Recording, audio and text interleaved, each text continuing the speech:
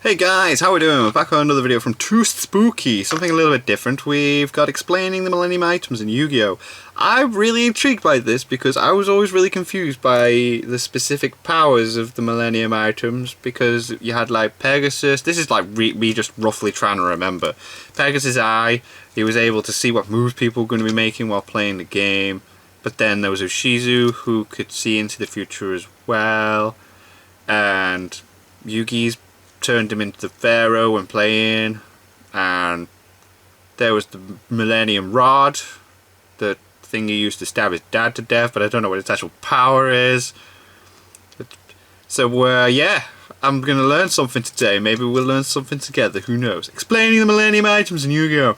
How's it going, everybody? Hi, Too Spooky here. In this video today, we're going to be explaining the Millennium items from Yu-Gi-Oh! Yay! Where did they come from? Where did they go? What are they? And what exactly do they do? Yes. All these questions and more will be answered in the coming minutes. All As right. a little disclaimer, I'm mainly going to be focusing on the events from the manga, as Oh, the okay. manga is the true canon for the series. Okay. But since the anime follows a lot of the same storylines, it's also subject to be in this video. In addition to that, I must quickly warn you that my pronunciation of different names and phrases isn't always the best. In fact, it's quite bad. So I'm likely going to mispronounce a few things within this video. So without further ado, it's time to dive right into it. I love it. It's time to duel. To begin, we should first list off each of the Millennium items. We have the Millennium Puzzle, the Millennium Eye, Yes. the Millennium Rod, Yes. the Millennium Necklace, the Millennium Ring, Yeah. the Millennium Scales, and the Millennium Key. We'll talk about what each one of them do and their significance later on in the video, but first, we need to discuss where exactly these objects came from and how they obtained their respective power. If you've watched even a fraction of the series, then it should be common knowledge that the Millennium items originated from ancient Egypt, as yes. Egyptian lore is a pretty big staple of the Yu-Gi-Oh! Series. But as It far is, as loosely. why or how they were created, that's a different story entirely. In the early and much darker chapters of Yu-Gi-Oh!, Shadi was the first person to touch upon their actual origins, although he only gave us a very brief look into their actual history. He claimed that over 3,000 years ago, the Millennium items were created by magicians who served the pharaohs, with the purpose to punish thieves who would seek to rob the pharaoh's tombs. Oh, right, okay. This brief history would later be greatly expanded upon, but before that, we got a little more information through Pegasus' backstory of how he obtained the Millennium Eye. Through his backstory, we learned of the existence of the Millennium Stone, and that the Millennium items themselves chose their respective hosts by testing if they are worthy of their power. Through this test, we also saw what happens when you are not worthy, which apparently results in death. Oh no. In one way or another. Oh, right, okay, so But you can't the just... individual we saw no one was can just being use it. forced to test the Millennium Ring, which denied him by stabbing him with the pointy ends, God damn, and that then is subsequently nasty. forced the man to vomit flames until he died, because it whoa. literally lit his soul on fire. So these Millennium items are pretty fucking brutal. Jesus now, as far Christ. as how exactly they were created, What? we have to go back 3,000 years, where we meet Akhnam Kanan, Of course. who was the pharaoh and the father of future pharaoh Atem, or essentially Pharaoh Yugi. At that time, Egypt was struggling to deal with invading forces, and as the threat grew worse and worse every day, Akhnam Kanan was running out of options to protect his kingdom. His brother Akhenaten then reminded him of the Millennium Spellbook or Millennium Tomb in the manga, which had a spell that could create 7 mystical items that would have the power to stop the invading forces. So because Akhnam Kanan saw no other option to protect his people, he ordered his brother to carry out this spell and forge what would become the Millennium items. It should also be noted that Akhnam Kanan was a pharaoh of peace, and did not wish to harm anyone. Didn't want to do so any something that his violent brother things. Akhenaten did not disclose to him was the fact that the spell to create the Millennium items would need human sacrifices. Oh.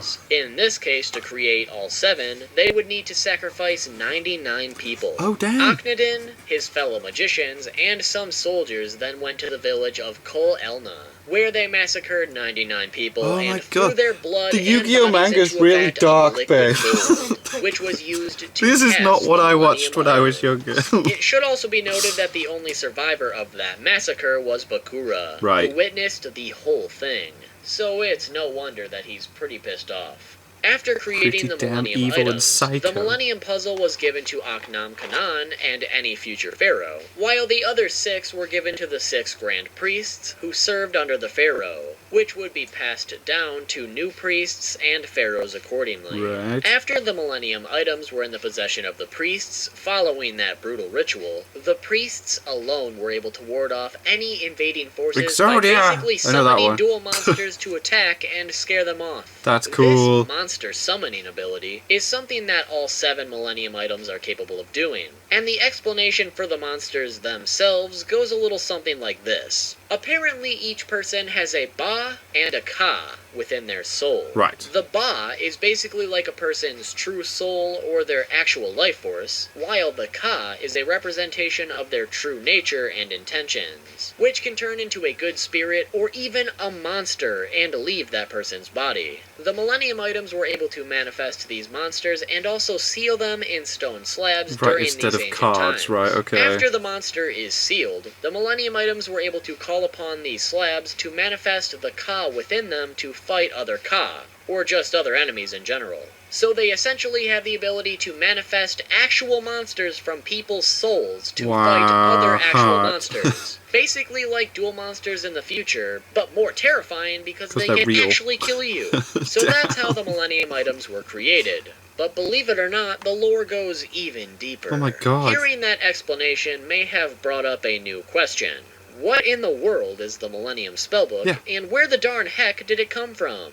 Well, to put it as simply as I can, we first need to introduce Zork Necrophase, which is basically a god born from the pure evil of the heart of man, which was born millions upon millions of years before the creation of the Millennium items. Because Zork was basically evil itself, it wanted to wreak havoc on the outside world, but lacked a physical form.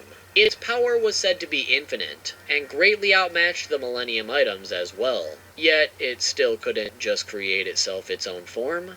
It seems kind of counterproductive for someone with Come on, infinite man. power to not be able to do that, but Use your brain. whatever. Zork resided within the Shadow Realm, which it created through its own power. Because Zork wanted to one day grant itself a physical form so it could eradicate life itself, Zork created the Millennium Spellbook in the hopes that someday someone would create the Millennium items and summon him in the process. Oh, right. The summoning of Zork is done by placing all 7 Millennium items stone. into the Millennium Stone, Right. which is a gateway to the Shadow Realm where Zork resides. It's unknown if the Millennium Stone itself was created for the spell by Akhenaten, if it was created by Zork, or if it just already existed within the world, but regardless, through this Millennium Stone and the various Millennium items, this was the only true way to summon Zork. In the past, Zork was summoned by Bakura, who was stopped by Pharaoh Atem through self-sacrifice, which sealed both Zork and Atem's soul within the Millennium Puzzle, Oh, right. though a fraction of Zork's soul remained within the Millennium Ring. Of course But it now did. that we've covered their history, let's go over what each of them are and what exactly they do. Right, this is what I want to know. I'm so Since confused we're by going the over powers. each of the Millennium items and how they work individually, I also just wanted to clarify that I'm not going to be covering stuff from the movies, such as the Pyramid of Light. It should first be noted that each of the Millennium items have a few abilities that are universal between all 7, and each of them also have unique abilities exclusive to each individual item. As far as the universal abilities go, they all have the ability to manifest ancient forms of magic to create shadow games. Right. Which, to put it simply, is basically like a very harsh punishment for the loser of that game. Which a lot of times ends up lose in your death, soul at or least in die. the manga. You'd honestly be surprised at how many people actually die in the manga. Yeah? It's pretty brutal. An example of this that you may not even have known about would be what happened to Bandit Keith. You see, What happened in to Bandit Shadow Keith? games it's also strictly forbidden to perform any kind of cheating, and due to the fact Bandit Keith cheated during a Shadow game, Yeah. he literally had to shoot himself with a gun that manifested out of his own hand. No! R.I.P. Bandit Keith. It should also be noted that during a shadow game, the parties involved are sent to an alternate dimension where they cannot be interrupted through the use of that ancient magic. The ancient magic involved with shadow games can also be used for various things outside The of IV these between games, Pegasus like and that was creating like, what? illusions, for instance, among many other things. But the majority of this magic involves the abilities unique to each item. However, one magic ability that each item does have in common would be the fact that they are all immune to any magic from other Millennium items, although this rule is apparently very loose. So the Millennium items also essentially protect their respective hosts from the other Millennium item magic and just ancient magic in general. But with the universal abilities out of the way, let's talk about each of them individually. Yes, please. The item we've got to talk about first is obviously the puzzle. Millennium Puzzle. While not exactly an ability, it should first be mentioned that this item needs to be assembled before it can be used, which is essentially how it gets the name Millennium Puzzle. The puzzle itself is considered so difficult that any normal person would never have any hope to solve it. But of Because course Yugi could. himself was essentially chosen for the Millennium Puzzle, he of course was able to do so. But even though Yugi was the chosen host, it still took him over 8 years to complete it. 8? The main I won't ability bother. of the Millennium Puzzle is to increase the user's chances Ooh, of winning it's too whatever long. game they are playing. So, in a sense, it essentially has the ability of luck itself. At least when it comes to competitive games. Right. You thought this whole time it was actually the heart of the cards? Oh, right, no, it was the puzzle Fuck itself. that bullshit. Yugi was just out here with a fucking luck boost. My God. The Millennium Puzzle also contains the soul of Pharaoh Atem, like we mentioned earlier, which is basically an unintentional ability that allows Yugi and Atem to switch personalities whenever they want. And since Atem was rather good at controlling monsters back in ancient times, it's no wonder he does most of the dueling. Right, makes Although sense. it's never specified how or why, it's also been said that the Millennium Puzzle is the most powerful of the Millennium items, which is most likely the reason why it was worn exclusively by the pharaohs. Right. Atem, or Yami Yugi, also once mentioned that unity is one of its most prominent powers, which could be interpreted as Yugi or Atem's bond, or even the bond of Yugi and his friends power of strengthening friendship. their power, or its power, I'm not really sure. It should also be noted that the Millennium Puzzle is also one of the only Millennium items that is able to interfere with the magic of the other Millennium items, but only on certain occasions. It also has a few miscellaneous abilities, such as sensing powerful monsters before they are summoned, entering people's minds, and also feeling the emotions of others. The second Millennium item is the Millennium Eye. The meaning of the Millennium Eye is the ability to look into a person's mind, which basically allows them to know what that person is thinking so they're not at looking all into the times. future, This right. ability also apparently works on people who wield a Millennium item, as we saw this happen with both Yugi and Atem respectively. It's unknown if this is considered a plot hole, or if the Millennium Eye also just has the ability to bypass other Millennium items. Just keep that in mind. The Millennium Eye can also look right into a person's soul, being able to see hidden memories, and also if a person's soul is inhabited by another. The Millennium Eye also has the ability to see a person's cards during a duel, making the host exceptionally hard to beat, especially because the host of the Millennium Eye was Pegasus, who literally created the Duel Monsters card game, so he had a card for almost any situation. When it comes to shadow games, the Millennium Eye was also shown being able to seal Trap a people's person's souls, soul inside of a card after Well, that's how it defeating started, them, wasn't it? which so far Yugi's is exclusive granddad? to the Millennium Eye. The final ability would be the fact that the Millennium Eye is said to grant its host one wish, which sounds like a pretty overpowered ability depending on what you wish for, but in Pegasus's case, he wished to see his deceased Wife, lover yeah. once again, which did happen, but only for a few seconds. Ah, So it that's seems like you mean. need to be very, very specific with that wish, or it's just a scam. Something I Damn. suppose I should also note is that, like we mentioned earlier, all we'll the take a look Millennium at. items have the ability to protect their hosts in one way or another with embarrassing. that ancient magic. Yet Bakura was just able to walk up to Pegasus and literally rip the Millennium Eye right out of his eye socket. So Damn. either the Ugh. Millennium Ring is just The manga's completely gross. OP and can counteract any defenses, or the Millennium Eye just sucks eggs in that department. The third Millennium item is the Millennium Ring. The main ability of the Millennium Ring is to locate whatever the host wants it to, which is done by the ring pointing in the direction of whatever they are looking for. So although it can't outright tell you where something is, it does show you the way. This location ability can also work for non-physical things like emotions or I shouldn't have found that so funny. along with being able to locate the other Millennium items. Similar to the Millennium Puzzle, the Millennium Ring also contains someone's soul, which in this case is Bandit Bakura from the past, along with a fragment of Zork, like we mentioned earlier, which was possible due to the fact the Millennium Ring also has the ability to seal a person's soul into other objects, which includes other Millennium items and even itself. Similar to what we talked about earlier with the ring stabbing the false host before burning their soul to a crisp, the ring also has a will of its own, which could solely be because of Zork or Yami Bakura, but it also has the ability to stab its prongs into its host to prevent them from taking it off. The Millennium Ring is also said to have the most evil powers compared to the rest, which is likely because of Zork corrupting it. The fourth Millennium item is the Millennium Rod. The main ability of the Millennium Rod is mind control, essentially being able to make anyone a helpless slave and do whatever the host wants them to. This also allows the host to communicate with others telepathically, change their thoughts to whatever he wants them to think, look at their memories in general, or just simply knock them unconscious through mind manipulation.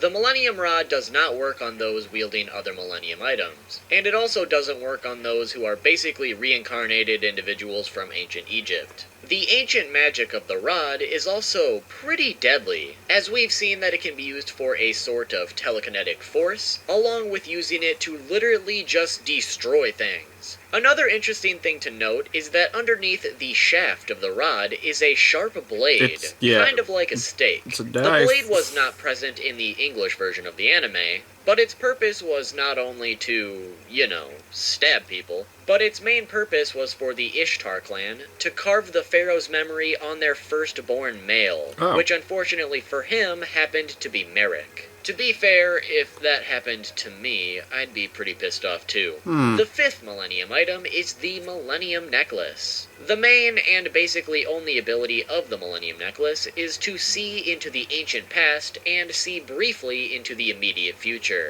The futures that the necklace can see are also not set in stone and can be altered, which was mostly shown to happen with the interference of other Millennium items. The necklace can also see into the immediate future of a specific person, but will not work if that person is wielding a Millennium item.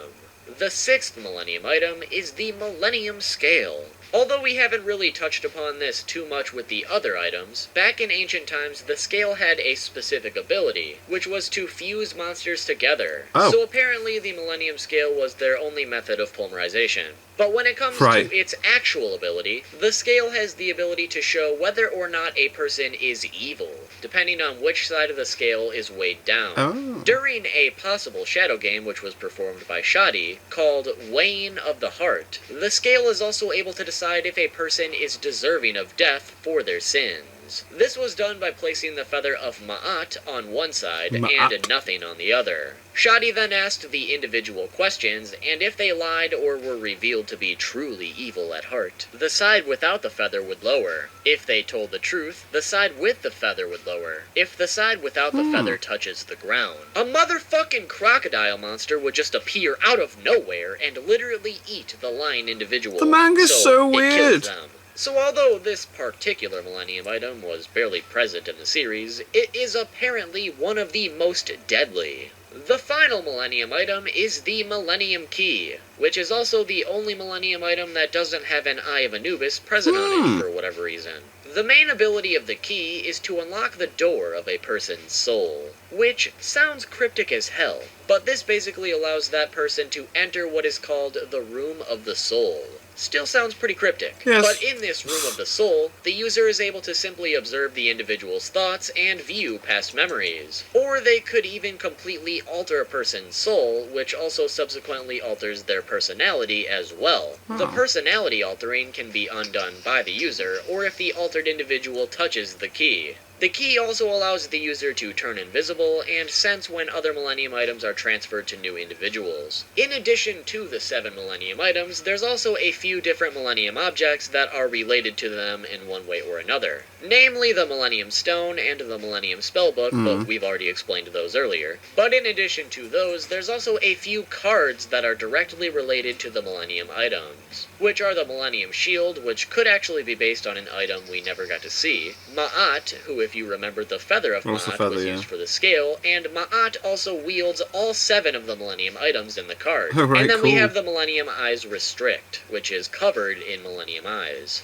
But with that, we've officially explained each of the Millennium items, how they work, and how they came into existence. If you've learned something new or just found a better understanding of them as a whole, well, be sure to like I didn't think that would be that interesting. People have been abusing it lately. It needs a little bit of a break, but you should still hit that like button, please. Just very softly. Also be sure to subscribe and hit that notification bell for more content like this in the future. And while you're at it, be sure to comment what you would like explained next. I also need to mention that we've got some limited time Christmas sweaters available from now until January I'm watching 1st. this at the wrong time of year. So if you want to be festive and support the channel at the same time, well, be sure to pick one of those up. You can find 2 links for those that in Yu-Gi-Oh the manga's description. weird. Now with that, everybody, if you cannot get enough of that Yu-Gi-Oh content, well, be sure to click here for 101 facts about Yu-Gi-Oh. Okay. Thanks for watching.